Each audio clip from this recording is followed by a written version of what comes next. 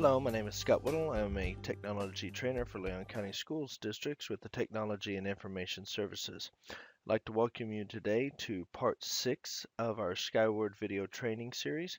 Today we'll be focusing on substitute transactions and checks.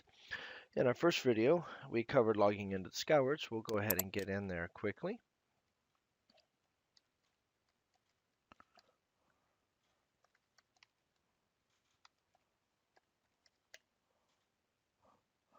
All right, as we land on our home page, we're going to always want to make sure that after we log in, particularly on your first time, that you verify two major pieces of information: that your name shows here at the top, and under the employee information section, when you check your personal information, that you verify the phone number is correct for you and the address that we have on file is accurate, because this will affect anything that is sent to you by the district and if you're a regular employee, benefit notification.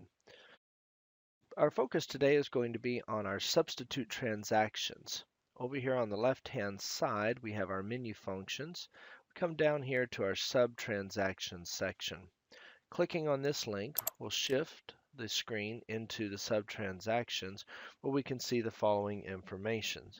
When we want to view this, we can look at the date that the actual substitute was done.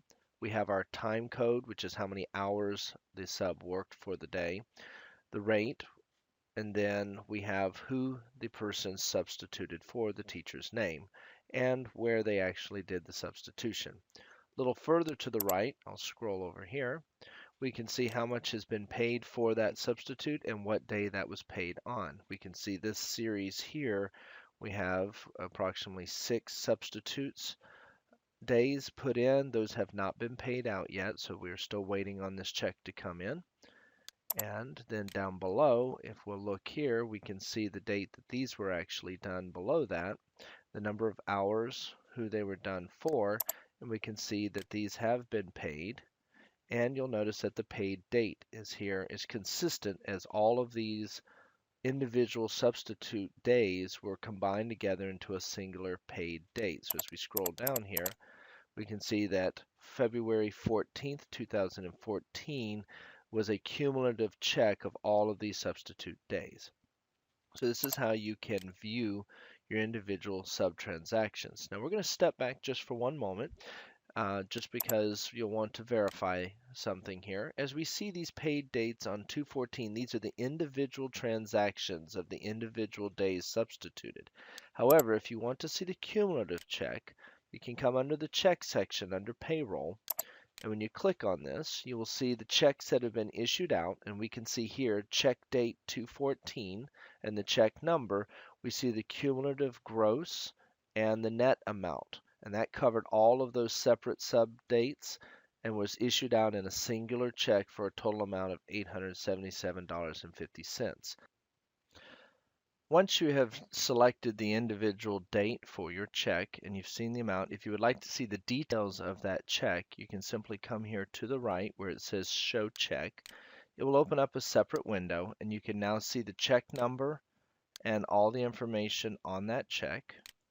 And then you can have the total amount, and you can see the individual transactions and the dates that were done for that, so you know that those are accurate, and you can compare those back across over to the actual transaction dates that we have here for 2/14 to verify that they are all properly included in that check. Starting with this one and coming all the way down to here are all part of that same check. They do not come out as separate checks for each individual date that you are subbing, unless that is the only substitute event that happened within that pay period. Otherwise, they are lumped together into a singular check and issued that way. But you can verify that each of the dates have been paid for the time that has been worked. And that is how we can check our substitute transactions, and we can see the cumulative aggregate of all of these individual transactions over in our checks with the cross-reference date and the total amount that would have been issued. If you would like to look at these outside of the Skyward system, you can choose to export this file out when you click on this, you have the option to save it out as a CSV, or you can just export it straight to Excel, or if you have Open Office, you can do that also. Simply click the export button. You'll see ask you to download that exported file. And then at the bottom of the page, you'll get a small option to save that. And then from there, we'll come in, and I'm going to move that up here so we can see that a little better. There we go. So we're going to save that file. And then from there, when we open it, what will happen is you will see the sub-transactions. There we go. And from here, you can then manipulate this information as you see fit. And you can order those, break them down, subtotal them, whatever you would like to do with that data. Thank you for your time today and hope this helps you tracking with your sub-transactions.